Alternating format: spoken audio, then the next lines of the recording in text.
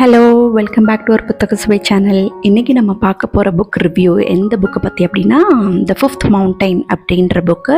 It's written by Paulo Coelho. So இந்த புக்கோட story என்ன அப்படின்னா 870 BCயில் ஒரு நேஷன் இருக்குது. அதுக்கு பேர் வந்து ஃபினோஷியா. அங்கே இருக்க இன்ஹாபிட்டன்ஸ் இருக்காங்கள்ல, அந்த ஃபினோஷியான்ற நேஷனை அவங்க எப்படி கால் பண்ணுறாங்கன்னா லெபனான் அப்படின்னு கூப்பிட்றாங்க. ஆன் தி அதர் சைடு இன்னொன்று ஜாரபத் அப்படின்ற ஒரு நேஷன், அங்கே இருக்க இன்ஹாபிட்டன்ஸ் வந்து அது அக்பர்னு கூப்பிட்றாங்க. ஜென்ரலாக இதோட ஸ்டோரி எப்படி இருக்கும் அப்படின்னா, இப்போ 2 நேஷன் இருக்காங்கன்னா ஓ நேஷனில் இருக்க கடவுள் தான் பெருசு, ஏ நேஷனில் இருக்க கடவுள் தான் பெருசு அப்படின்ற சண்டைக்குள்ளே தான் இது வரும். ஸோ இதில் 1000 BCயில் வந்து கிங் சாலமன், அந்த இஸ்ரேலைட்டோட இஸ்ரேல், அது வந்து இஸ்ரேல் இருக்குது. ஸோ அந்த கிங் வந்து அதுக்கப்புறம் கொஞ்சம் கொஞ்சமாக அந்த நேஷனை வளர்ச்சி செய்து இந்த மெர்ச்சன்டைஸு, டேக்ஸு அதெல்லாம் இம்ப்ரூவ் பண்ணி அதுக்கப்புறம் அதை ஒட்டியே சிடன், டயர் அந்த மாதிரி பக்கத்தில் ஒரு பெரிய பெரிய கண்ட்ரீஸ்லாம் இருக்கும். அவங்க எல்லாமே they are familiar with wine ப்ரொடக்ஷன்லேருந்து ஆல்மோஸ்ட் 200 இயர்ஸாக அந்த ஆல்ஃபபெட்ஸ் யூஸ் பண்ணுறது. க்ரீக்ஸில் தான் அந்த ஆல்ஃபபெட்ன்றதே ஃபஸ்ட் இது பண்ணாங்க. ஸோ அந்த மாதிரி எல்லாத்தையுமே கண்டுபிடிச்சி ஒரு ஸ்டார்டிங்கில் இருந்ததை விட கொஞ்சம் வளர்ச்சி அடைஞ்சிட்டாங்க. ஸோ ஆல்மோஸ்ட் 3 சென்ச்சுரிஸாக அது வந்து பீஸாக, எந்த வார் இல்லை, எந்த சண்டையும் அந்த கண்ட்ரி வந்து பீஸ்ஃபுல்லாக இருக்குது. பட் அப்படி எப்பயுமே இருக்குமா? இருக்காது. ஸோ இந்த வார் வர்றதா இந்த கதைக்கே. ஸோ இதில் வந்து எலிஜான்னு ஒருத்தர் இருப்பார். அவருக்கு எப்படின்னா அந்த ஏஞ்சல்னு சொல்லுவாங்க இல்லையா, அந்த கடவுளோ ஏஞ்சலோ அவங்க சொல்கிற அந்த அசிரியரின்றது வந்து அவருக்கு கேட்டுக்கிட்டே இருக்கும்.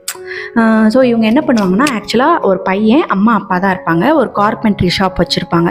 ஸோ அவங்க ஒரு டைம் சர்ச்சுக்கு போகும்போது அங்கே ஒரு ப்ராஃபிட் வந்து இந்த மாதிரி இந்த பையன்கிட்ட நிறையா கொஷின்ஸ் கேட்பாங்க. கேட்கும்போது கேட்டுட்டு அவங்க அம்மா அப்பாவை கூப்பிட்டு, இங்கே பாருங்கள், இவருக்கு வந்து கடவுளோட ஆசீர்வாதம் இருக்குது, கடவுள் பேசுகிறதெல்லாம் கேட்குது, இவன் நிச்சயமாக ஒரு ப்ராஃபிட்டாக தான் வருவான் அப்படின்னு சொல்லிட்டு அவர் போயிடுவார். பட் அவங்க அப்பா அம்மானால அதை ஏற்றுக்க முடியாது. நீ வந்து இதை விட்டுறணும், இதை மறந்துடணும், ஏன்னா when you are a profit நீ கவர்மெண்ட் கூட கனெக்ஷனில் இருக்கணும், அது ரொம்ப டேஞ்சரஸ், எப்போ வேணால் நமக்கு வந்து ஆபத்து வரலாம், அதனால் இனிமேல் அந்த வாய்ஸே உனக்கு கேட்டாலும் நீ அதை மறக்க வந்து ட்ரை பண்ண அப்படின்னு சொல்லிடுவாங்க. ஸோ இவரும் அம்மா அப்பா பேச்சை கேட்டுட்டு அதை வந்து மறந்துட்டே இப்போ ஒரு விஷயம் நம்ம வந்து கண்டினியூஸாக ப்ராக்டிஸ் பண்ணிட்டே இருந்தோம்னா தான் அதுக்கு ஒரு நம்ம டச் இருக்கும். ஸோ இவர் ஒவ்வொரு டைமும் இவருக்கு அந்த வாய்ஸ் கேட்கும் போது இவரே கண்ட்ரோல் பண்ணி அவரோட கான்சன்ட்ரேஷனை வேறு எதுலையாவது மாற்றிட்டே இருக்கனால அது வந்து ரொம்ப ஆஃபன் ஆகிடுச்சு. எப்பயாவது தான் அந்த வாய்ஸ் வந்து அவர் கேட்குற மாதிரி இருந்திருக்கு. ஸோ அந்த மாதிரி இருக்கும்போது இன்னொரு லிவைட் இருப்பார் இவருக்கு, கைண்ட் ஆஃப் ப்ராஃபிட், இவர் கூட ஃப்ரெண்டாக இருப்பார். ஸோ ஒன் டைம் உட்காந்து அவர் கூட தான் இவர் கொஞ்சம் பேசுவார்னு வச்சுக்கோங்களேன். பேசும்போது நான் வந்து கடவுள் சொல்கிறதெல்லாம் கேட்குறேன், கடவுள் சொல்கிறதெல்லாம் என் காதில் விழுகுது, ஆனால் அவர் வந்து என்னையே அபண்டன் பண்ணிட்டாரு, எனக்கு ஹெல்ப் பண்ண மாட்டாரு, நான் நினச்ச மாதிரி என் லைஃப் இல்லை அப்படின்னு சொல்லி இவர் ரொம்ப ஃபீல் பண்ணிருப்பார். அப்போ அந்த லெவைட் வந்து இல்லை, கடவுள் வந்து கடவுள் தான், அவர் என்ன தான் கடவுள் வந்து he can give you a plan, but action வந்து நீ தான் போடணும் அப்படின்னு சொல்லிட்டு இருப்பார். இந்த மாதிரி சொல்லும்போது ஒன் டே இவர் என்ன பண்ணுவார்னா, கார்பென்ட்ரி ஷாப்பில் போய் தூங்கிடுவார். இந்த எலிஜா தூங்கும் போது இவருக்கு அப்போ வந்து ஒரு பிரைட் லைட் வந்து ஒரு ஏஞ்சல் வரும். அந்த அசரீதி கேட்கும்போது என்ன சொல்லுன்னா, இந்த மாதிரி இன்னொரு நேஷன் சொன்னேன் இல்லையா, டயர்ன்னு சொல்லிட்டு, அங்கே இருந்து ஜெசபெல் அப்படின்ற பிரின்சஸ் வந்து இந்த அஹாப், அதாவது இந்த லெபனான் இருக்காங்க இல்லையா, இந்த கண்ட்ரியோட கிங், அவர் பேர் அஹாப்னு சொல்கிறாங்க, அவரை வந்து கல்யாணம் பண்ணிட்டு இங்கே வந்துட்டாங்க. அந்த ஜெசபெல் என்ன பண்ணியிருக்கான்னா, இங்கே வந்ததுக்கப்புறம் இங்கே, அதாவது லெபனானில் கும்பிட்ற கடவுள் பேர் வந்து பால் அப்படின்னு சொல்லியிருந்தாங்க அதில். ஸோ இவன் அங்கேருந்து இங்கே வந்திருக்கா இல்லையா, டயர்லேருந்து வந்துட்டு அவங்க கண்ட்ரியில் கும்பிட்ட கடவுளை தான் இங்கே கும்பிடணும் அப்படின்னு அந்த கிங்கை வந்து மாற்றி இந்த மாதிரி இந்த கடவுள் தான் இங்கே கும்பிடணும் அப்படின்னு சொன்னதுக்கப்புறம் அந்த அஹாபை என்ன பண்ணிட்டாருன்னா, அந்த கடவுளுக்கு இனிமேல் யாரும் இங்கே இருக்க இந்த பால்ன்ற கடவுளை கும்பிடக்கூடாது, என் பிரின்சஸ் ஆசைப்பட்ட மாதிரி அந்த டயரோட காடான அந்த கடவுளை தான் கும்பிடணும்னு சொல்லி அங்கே நிறையா அதுக்காகவே கோவில்லாம் கட்டி மக்கள் எல்லாம், சில பேருக்கு விருப்பம் இருக்கோ இல்லையோ, பட் என்ன பண்ணுறது, கிங் சொல்லிட்டார், வேறு வழி இல்லைன்னு சொல்லி இந்த கடவுளை அப்படியே கும்பிட ஆரம்பிச்சிருவாங்க. ஸோ இப்போ வந்து இவருக்கு இந்த எலிஜா கனவுல வந்து இந்த மாதிரி பாலான எண்ணெய் கும்பிட்டாதான் அவங்களுக்கு வந்து மழையே வரும், அது வரைக்கும் இங்கே வந்து ஒரே வறட்சி தான் இருக்கும், மழையே பெய்யாது, இதை வந்து நீ தான் கிங் கிட்ட சொல்லி மறுபடியும் மக்கள் எல்லாம் எண்ணெய் கும்பிடுற மாதிரி பண்ணணும் அப்படின்னு சொன்னனால இவர் டக்குன்னு முழிச்சிருவார். ஸோ என்ன பண்ணுறதுன்னு தெரியலையே அப்படின்னு சொல்லிட்டு இதை எப்படியாவது கிங்கு கிட்ட சொல்லணும், என்னதான் அப்பா அம்மா சொல்லியிருந்தாலும் பட் இது கொஞ்சம் சீரியஸான இதாக இருக்குன்னு சொல்லிட்டு என்ன பண்ணுவார்னா போவார். அரண்மனைக்கு போனோன்னா அந்த ஜெசபெல்ன்ற பிரின்சஸ் வந்து ரொம்ப அழகாக இருப்பாங்க. அவங்க கண்ணு வந்து ஒரு மாதிரி க்ரீன் ஐஸ், லாங் ஹேர், பார்த்தோன்னே இவரே ஒரு நிமிஷம் ஸ்டன் ஆகி அவளை பார்த்து மிரண்டு அப்படியே நின்றுவார். ஸோ அந்த கிங் கிட்ட இவர் சொல்லிட்டு போயிடுவார். சொல்லிட்டு அதுக்கப்புறம் அந்த ஜெசபல் என்ன பண்ணுவான், கிங் கொஞ்சம் யோசிக்க ஆரம்பிச்சிருவாங்க. உடனே இந்த ஜெசபல் உள்ள பூந்து என்ன பண்ணுவான்னா, இந்த மாதிரி ப்ராஃபிட்ஸ்னால நாட்டுக்கு எந்த வளர்ச்சியும் இல்லை, அவங்கெல்லாம் வந்து ஒரு நாடு முன்னேறிச்சுன்னா இந்த மாதிரி ஏதாவது கட்டுக்கதை சொல்லி பின்தங்க தான் பண்ணுவாங்க.